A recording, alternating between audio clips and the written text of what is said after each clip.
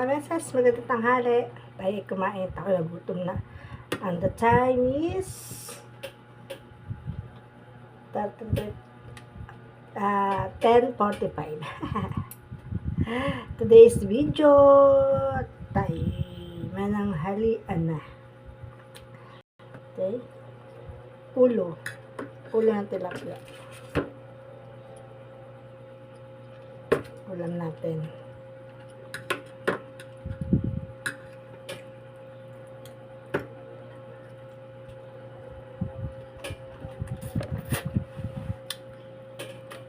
Tapos ang aking gulay ay laing.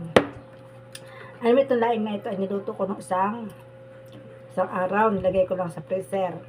Para pag gusto ko ng gulay, iniinit ko na lang. Kasi bibili ako ng gulay. Magkano ang isang takal ng gulay? Ang laing 30 pesos.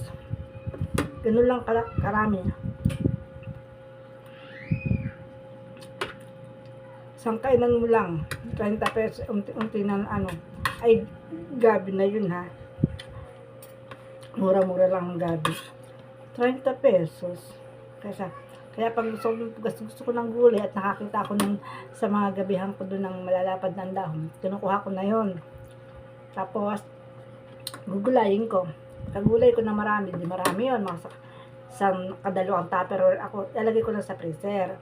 Pagkagagad sa freezer, pag ang ulam ay mga ganda ring isda, yung kailangan ng partner ng gulay, lalabas ko ito. Mag-iinit lang ako may gulay na ako. Diba? Tip ko yan sa inyo mga kameses para tipid. May gulay ka na. Hindi naman kasi masisira pag nasa freezer kasi iinit mo lang siya. Kukuha ka lang ng isang iinit mo lang ulit. Diba?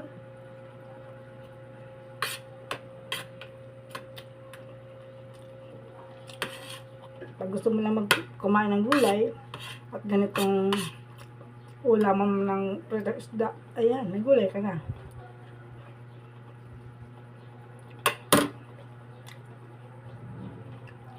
Basta yun ay nasa rep lang. O siya, yung mga nanonood dyan na hindi pa nakakasubscribe kayo YouTube channel, subscribe naman kayo ha. At nanood ka na rin lang, pinutin mo na likes. Likes mo na, yes. Para naman nanood ka na, nakapag-likes ka pa, diba? Ang gusto mo naman kaya, kulayan mo yan.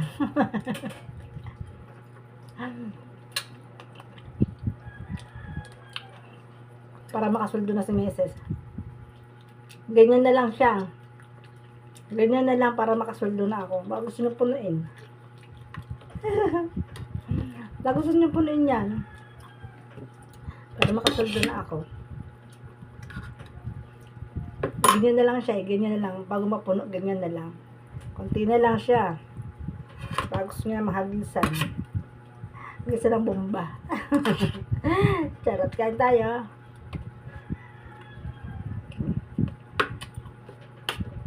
Ay, ba yan ang ulam nyo? Sarap.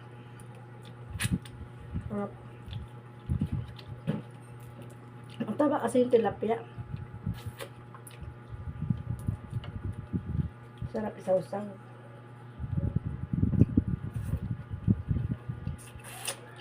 May kamay oh.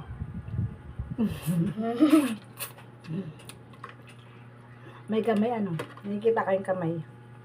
Sumasaw-saw sa akin, saw-sawan.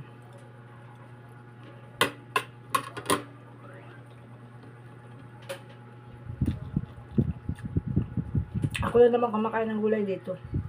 Ilang ako din kumakain ng gulay.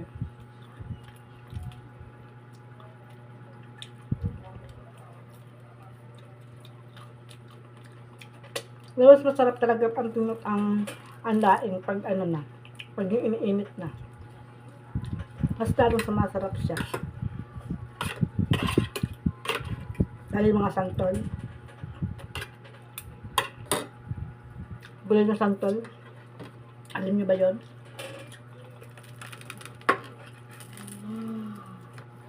Gulay na santol. Masarap din siya.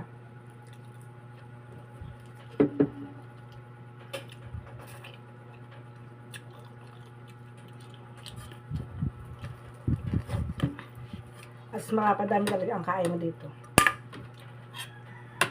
Basta ganito lang anong ulam ko. Simpleng pamumuhay sa Quezon. Masaya na. Busog na ako. Pero napapakain pa. Kasi nga, masarap. Ay ba, gusto nyo sabayan ako sa pagkain, kumain na rin kayo ng inyong kanin dyan. Pag sabayan nyo ako, tayo kumain na. Tayo magdamon. Ang gusto ng isda, oh. Nakanganga. Dalawa kasi lang. Ito isa. Nagtutulong na namin yung aking alaga. Yung sa parteng ganito, na may tinik, binibigay niya sa akin. Yung sa parteng ganito, na puro laman, kanya lahat yun. Kaya yun ang akin. Tayong tagahimay.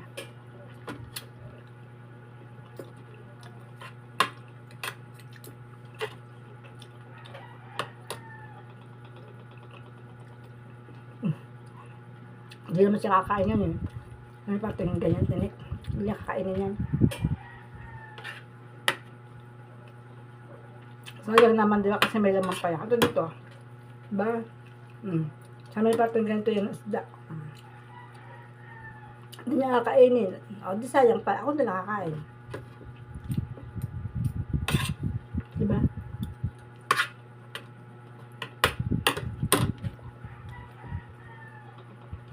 Pinakasirap si Mrs. Mukhaan ng mga opera. Iyawan ng alaga yung nakakainin ko. Di ba may naman pa naman siya? Di ba may naman? O di ba? Tapos itatapon mo lang. So, yun. Ay, mas sarap yung ganito yung sinisip-sip.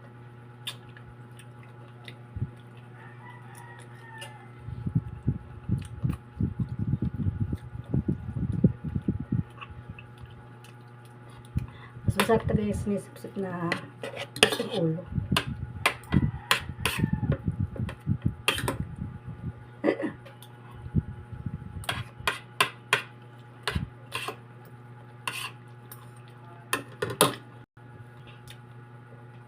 Sasaw mo sa tuyo ko lamansi.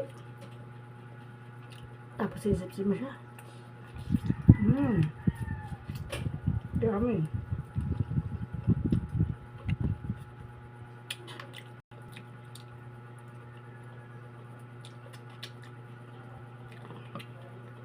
Hindi pa ako mag-video ngayon. Kasi wala lang ako pang-upload. Hindi mo kapag-video wala lang ako pang-upload. Kaya video na ako.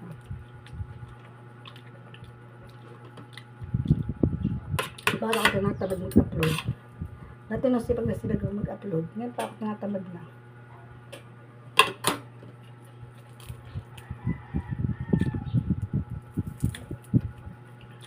Pero kailangan pa rin. Ito may binigay sa akin, no. Kaya taga sa akin. Binigay pa rin sa akin. My God. Sarap. Ano yun? Kaptusan. Tinik talaga binigay sa iyo. Yung kanyang buong laman. Isang buong isda na nasa kanya lahat yung laman. Ito ang ulam ko. Ang pati sa pansaid saka gulay. Ayos na rin. Mas gusto ko yung mga ganito eh. Malutong pagtabi-tabi na ano. Sarap.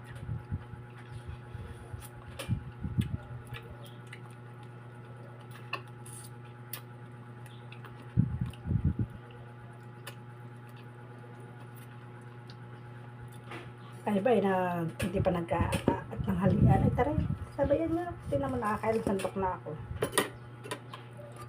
Dahil masarap. Masarap siya. Ang sarap. Charap. Charap lang. Nakain tayo.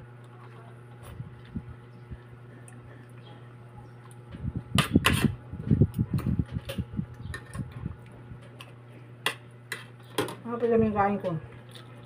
Kasi, nagkumpila na ako kumain. Naalala ko, ay, magbibideo nga pala ako.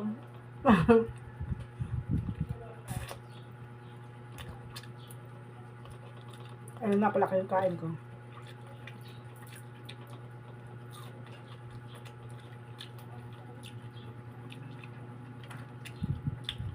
Sabi mga maluluto sa tabi-tabi. Isda.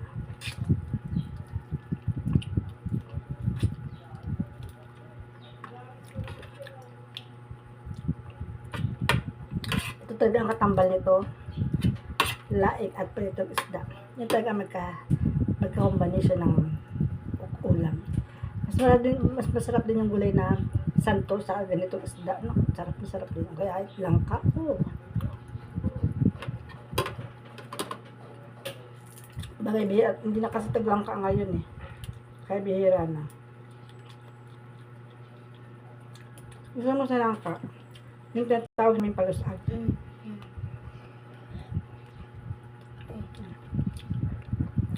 Parteng yan.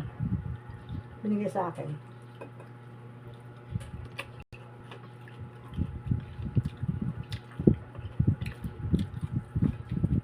Diba?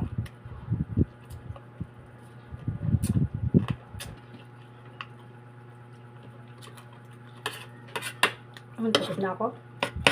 Tapos na si Mrs. Thank you yun. Sa biyahe pinagkalim sa araw na ito. Nabusog po kami. Bye! Thank you sa panonood. Ingat po, and God bless. Love you all.